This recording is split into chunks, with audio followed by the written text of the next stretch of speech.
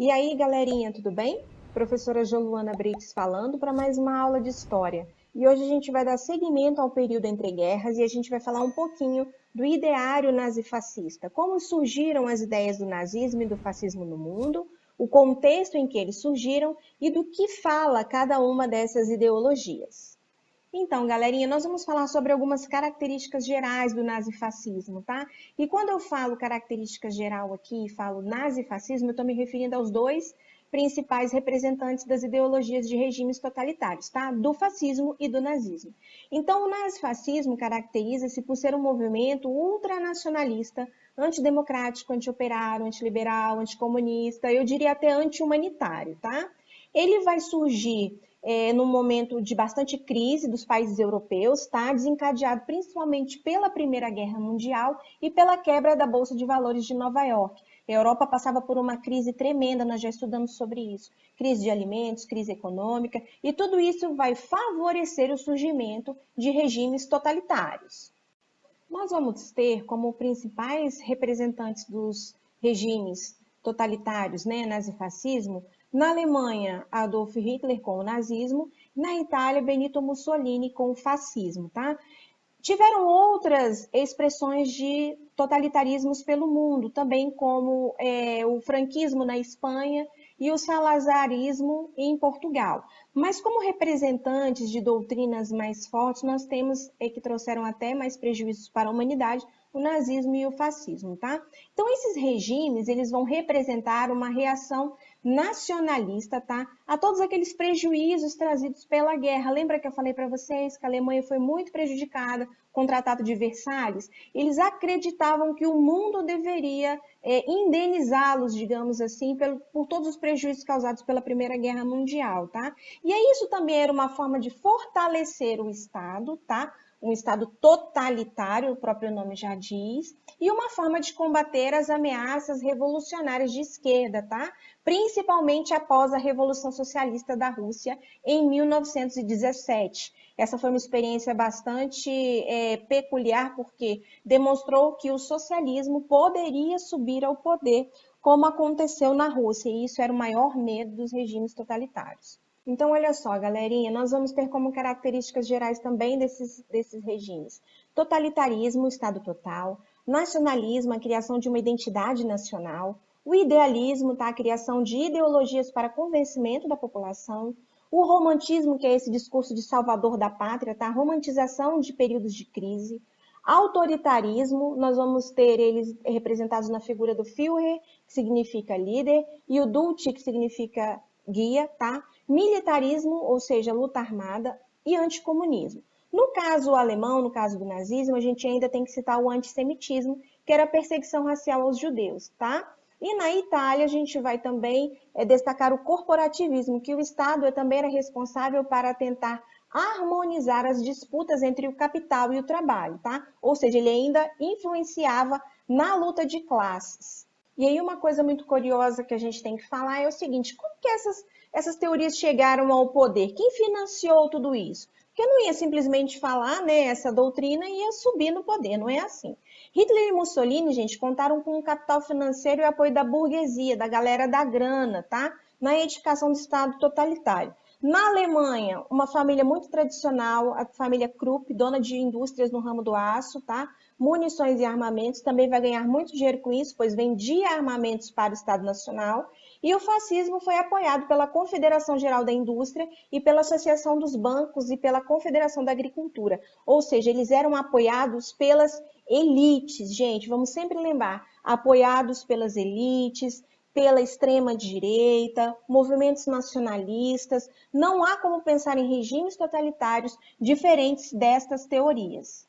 E aí, gente, agora a gente vai falar um pouquinho detalhado de cada um, tá bom? O fascismo na Itália. A Itália vai sair com bastante prejuízo da Primeira Guerra Mundial, tá? E por conta disso, começa uma onda de agitação política e social das esquerdas, tá?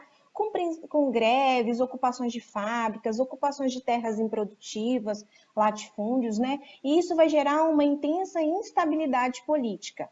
Vai ser o Partido Socialista versus o Partido Popular. E aí as elites do país vão começar a apoiar o chamado Esquadrilhazione, ou os comandos de ação, que eram milícias armadas, gente, formadas pelos camisas negras. Esses camisas negras eram membros do Partido Fascista, criado por Benito Mussolini em 1919, tá?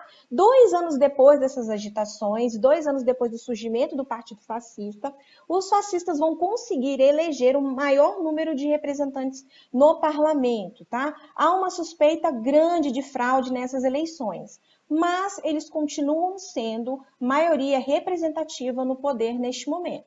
Logo depois, em 1922, acontece a Marcha sobre Roma, tá? Onde aproximadamente 50 mil camisas negras dirigem-se para a capital exigindo, né, a tomada de poder, exigindo que Benito Mussolini tomasse o poder. Só que nós estamos falando aqui na época da Itália de uma monarquia parlamentarista. Então, o rei deveria ceder, né, e nomear ele como primeiro-ministro.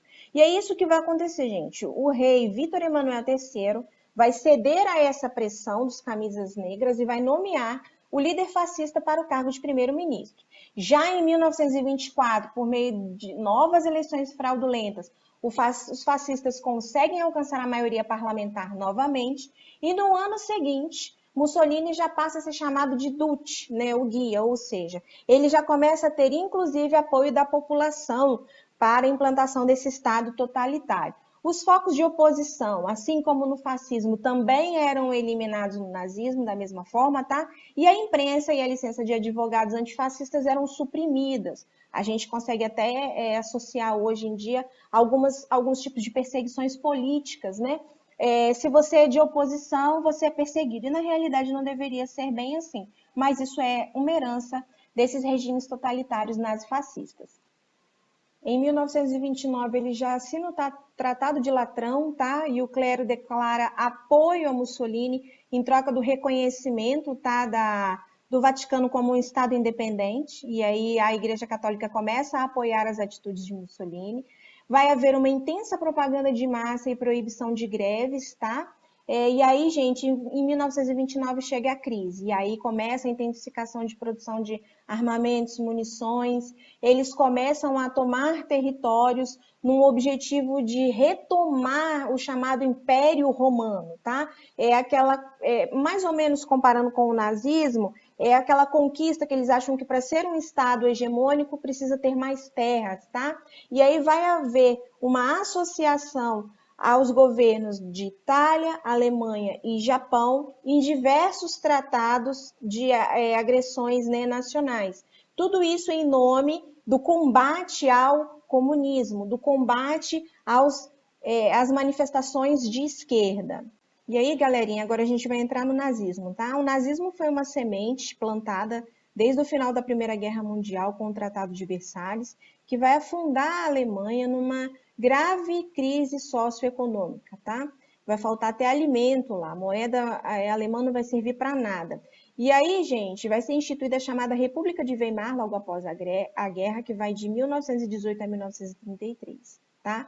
Em 1919, vai haver a fundação do Partido Nacional Socialista dos Trabalhadores Alemães, os chamados Nazi, tá? Por um grupo de ultranacionalistas, entre os quais estava Adolf Hitler, tá? Eles vão ter um forte apelo nacionalista, como a gente já viu lá na frente, é uma das características principais, tá? Dessas doutrinas, nas dificuldades pós-guerra e nos moldes do fascismo italiano. Eles também achavam que eles tinham sido muito prejudicados e que os regimes de esquerda não seriam uma boa opção para se recuperar, e por isso que eles tinham essas doutrinas ultranacionais, tá? Também foi criado nesse mesmo ano a chamada Polícia Paramilitar, AS, né, que eram as seções de assalto, os chamados camisas pardas. Tá vendo como a gente consegue ver bastante semelhança entre um e outro? Porque o nazismo é inspirado no fascismo italiano. E aí, gente, ao contrário do que algumas pessoas pensam, Hitler não vai subir no poder assim de assalto rapidamente, não. Em 1923 vai ser a primeira tentativa de assumir o poder, o chamado Putsch de Munique. Ele tentou um golpe e tentou subir ao poder, mas o golpe deu errado, e aí Hitler e seus seguidores foram presos. Lá na cadeia ele vai ficar preso por uns bons anos, e aí ele vai escrever o chamado Mein Kampf, que significa minha vida, tá? Onde ele vai defender as teorias do regime nazista, como a ideia da raça pura, ariana, os nacionalismos exacerbados, tá? Totalitarismo, anticomunismo, antissemitismo e o conceito de espaço vital, que é isso de você conquistar terras para poder aumentar a hegemonia do seu país. Então ele vai para a cadeia, vai escrever esse livro. Quando ele sair, é que ele vai colocar em prática todas essas teorias que ele desenvolveu. E aí, gente, nesse período, né, que Hitler se encontra preso, chega a Grande Depressão, né, e vai impulsionar mais ainda o nazismo. Vai acontecer o surgimento de grupos políticos de esquerda que vão ameaçar a hegemonia das elites e a classe média alemã, né, que viram na proposta nazista a salvação nacional. É aquela coisa, né? Ninguém tem nada para se agarrar. A primeira tábua de salvação que convence, eles agarraram, que foi a teoria nazista, tá? As tropas de assalto, tá? Passam a agir livremente contra os opositores, perseguindo. E isso, gente, Hitler ainda não está no poder, tá? Ele vai chegar ao poder só em 1933. E ele vai ser chanceler. Enquanto isso, o nazismo continua ganhando força, o seu livro é vendido e muita gente conhece a sua teoria, mesmo ele ainda estando preso. Em 1932, os nazistas vão conquistar a maioria parlamentar e em 1933, com a crise do parlamentarismo, tá, o presidente Hindenburg oferece a Hitler o cargo de chanceler, que é um cargo equivalente ao cargo de primeiro-ministro na Itália. Tá? Ele tinha plenos poderes, o presidente estava lá só de enfeite, ele seria o chanceler e tomaria todas as decisões. Hitler vai usar de todos os artifícios que ele puder para tentar continuar no poder, tá? Inclusive vai ser feito um falso atentado comunista, um incêndio no parlamento, assim como teve o plano Cohen, que foi aqui na época de Getúlio, né? Que foi um atentado falso comunista, lá também aconteceu isso. E aí ele vai começar a instalar, gente, uma ditadura totalitária. Vai criar os campos de concentração, os campos de extermínio, vai ser responsável pelo Holocausto, tá? O assassinato de qualquer tipo de opositor ao regime, dos judeus e aqueles que não se encaixavam na ideia de raça pura, tá? Quais eram essas pessoas? As pessoas que tinham deficiências físicas, os ciganos, pessoas que não eram brancas, que não tinham cabelo liso, que não eram loiras, todas elas eram assassinadas porque Hitler queria a criação de uma raça pura ariana, queria dominar o mundo, tá? Ele vai criar também a Gestapo, tá? E as SS, que aí ficaram muito conhecidas depois quando estourou a Segunda Guerra Mundial, tá? Isso a gente vai ver mais lá na frente. E aí, gente, assim como Mussolini, Hitler também queria montar um grandíssimo império, um megalomaníaco, né, maluco, que aí ele, em 33, vai proclamar o chamado Terceiro Reich, tá, que é o Terceiro Império.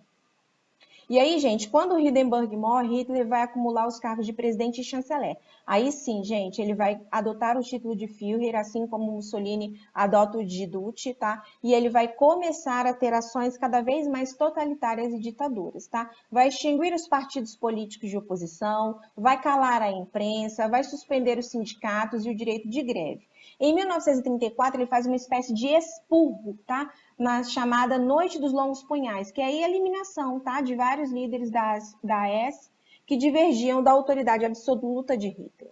E aí, gente, para finalizar, né, ele também vai usar muita propaganda, tá? Essa propaganda nazista vai ficar a cargo de Joseph Goebbels, que vai conquistar o apoio da nação, né, por conta dessa propaganda. E toda a sociedade alemã, gente, foi envolvida nesse programa de nazificação, tá?